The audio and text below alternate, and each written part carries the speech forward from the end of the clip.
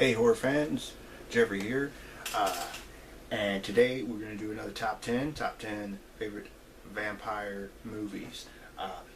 First one up is Underworld, the vampires versus werewolves movie, starring Kate Beckinsale and directed by Len Wiseman. I always like this movie. It kind of gets a little flack.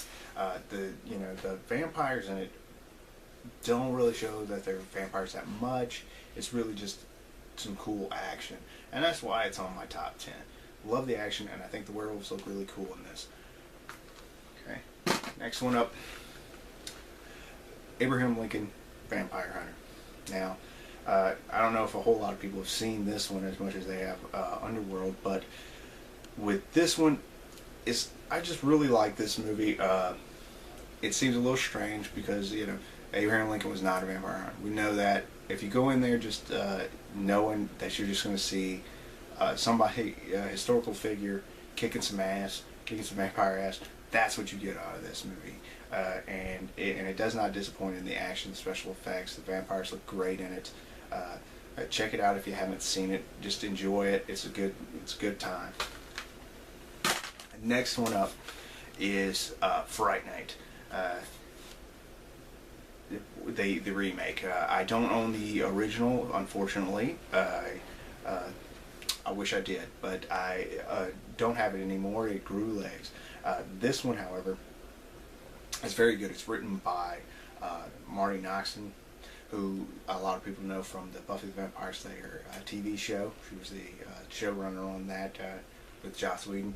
And you can really tell a lot in the dialogue. It seems like Buffy dialogue, and I'm such a huge fan of that TV show. That's why I really like this one, actually over the original, which is great. But this one I prefer just a little bit more because of the dialogue, and it has a lot of really cool special effects and stuff. Check this one out, Friday night. Next one up is a Swedish-made vampire movie. It's called Let the Right One In. Now this has a American counterpoint, which I've said in one of my other videos. It's called Let Me In. Now and the stories are pretty much the same, but in Let the Right One In, a little boy named Oscar, he's getting bullied, and he meets this neighbor, this little girl next door named Eli, and she's a vampire, but he doesn't know it yet, but she's just creepy, and she decides to help him out with his bully problem. So check this out. It's a really good movie. If you don't like seeing subtitles or watching dubbed movies, check out Let Me In. The story's pretty much the same. Just the ending, I think that the Swedish version is better as far as that goes. Just it looks cooler than the American version. I don't know why they decided artistically to go the way they did, but I prefer this one's ending. So the next one up is Blade 2. Now I prefer Blade 2 over Blade 1, and I'll tell you why. Blade 1 has so many story problems, in my opinion, that I have trouble just checking out and not noticing them. One is, I hated Whistler in this movie so much, in the first movie. Not in this one as much, but I hated him in that because he was just, every time he opened his mouth, he was shooting out exposition, and it was boring as hell. They could not find a clever way of telling everyone the rules, and it was just so boring to watch him, and I really didn't like that the Karen character. I thought she was just annoying, and just having to explain the rules over and over and over again all throughout the movie. I just felt like that's all they were doing and not really telling an interesting story, and I didn't find the Lamagra storyline all that great. Now, however, in Blade 2, the storyline is that Blade is asked by the vampires to hunt down a super vampire, and he has to work with a team of vampires that were hunting him. It's really interesting. The new vampire is quite cool looking, got some good special effects. There's only a couple scenes, I think maybe one scene, where they got to do where they're explaining the weapons, and like they even explain, like I believe it was Daryl from Walking Dead explains what EDTA is to Blade, and Blade knew what that was from the first movie. I really did not like that he had to explain that, but I just try to ignore it. It's not as bad as some of the stuff that was in the first movie, but that one little scene is what annoys me in this movie. But the rest of it I think is pretty good. So check it out. Okay. The next film that I have is in a 2-pack, so excuse the fact that it's in a 2-pack, is Tales from the Crypt presents Bordello of Blood. Let me get that up there so you can see it. Right there. Yeah, you see it? There it is. Tales from the Crypt, Bordello of Blood. It stars Dennis Miller, Angie Everhart, and Erica Eleniak, if I can say her name right. I think that's how you pronounce it. Chris Sarandon of Fright Night, and Corey Feldman of Lost Boys. And it's really cool because Corey Feldman plays vampire in this, and that's really cool. So what it's about is Lilith was freed from her tomb, and it runs a bordello, and is killing sinners. And Corey Feldman goes there, and he becomes, he gets taken in by the vampires, and his sister sees that he's going missing, gets a private detective, which is Dennis Miller, to go find out what happened, and he stumbles upon the fact that it's it's more than just a brothel. It's also a vampire's den. And it's just a really funny, cool movie. Check it out if you haven't seen it. If you like Tales from the Crypt, you'll love this. If you hate Tales from the Crypt, style, you probably won't, but give it a shot anyway. If you like vampire movies, check it out. Next one up is a little known movie, and I threw this in here because I don't think a lot of people have seen this. I really liked it, and I'm going to tell you why. It's Near Dark. If you can see that on the camera, I'm hoping it's coming in good. Near Dark. Yeah. Now, this stars Adrian Pastar from Heroes, and it also has Lance Henderson, Bill Paxton, and I don't know what her name is, Jeanette Goldstein, who's in Aliens as well, with Lance Henderson and Bill Paxton. And I just thought that was so cool how there's 3 people from Aliens, and they were also in the Terminator series. And this is not directed by James Cameron. You would think that because those 3 are in here. It's actually done by Catherine Bigelow, and she does a really good job in this directing this movie. Now, what this movie is about is Adrian Pastar plays just a country boy who ends up being attracted to a vampire girl, and what ends up happening is that she bites him. He becomes a vampire. He goes in with these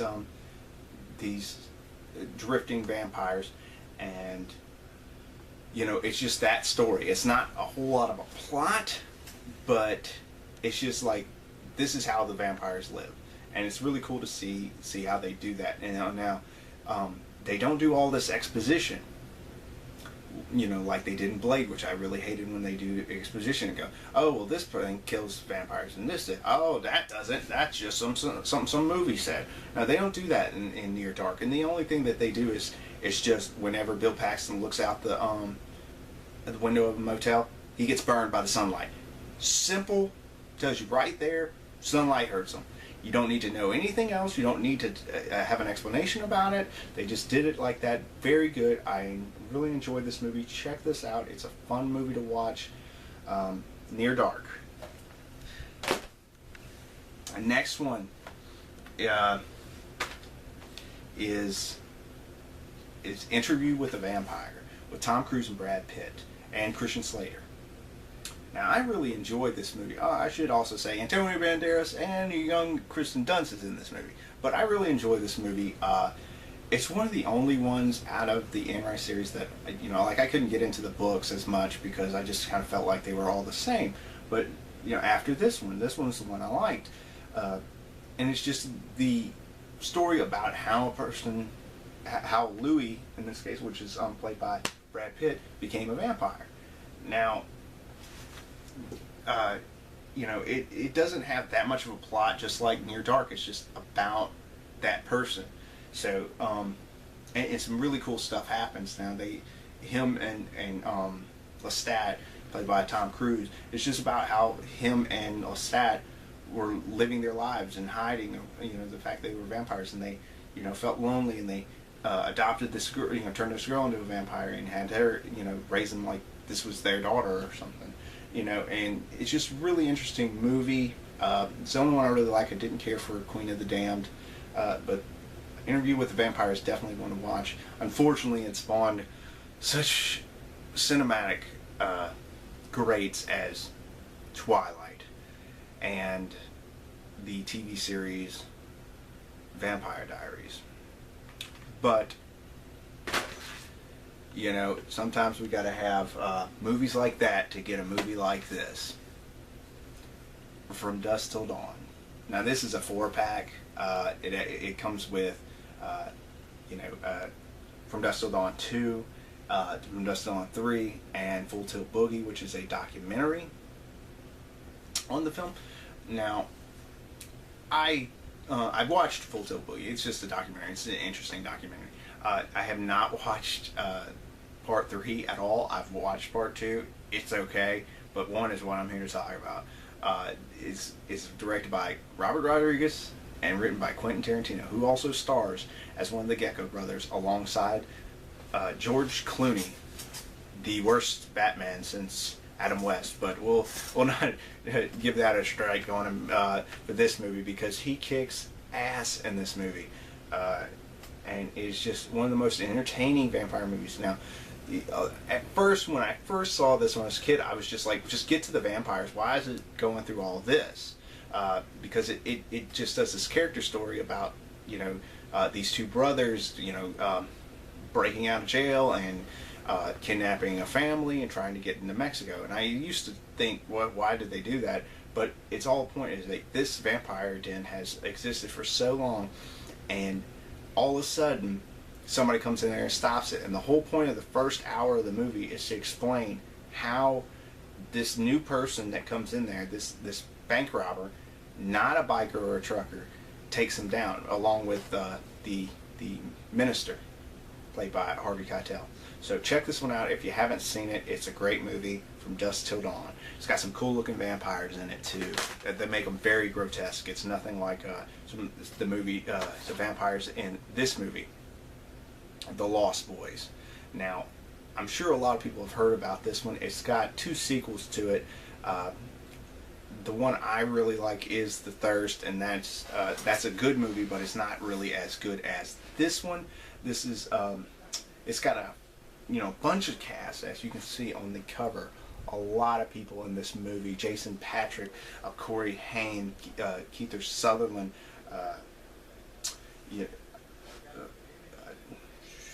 Jamie Gertz. That's who I was trying to think of. That's why I paused there. I couldn't remember her name. Jamie Gertz. And Bill from Bill and Ted is back there too.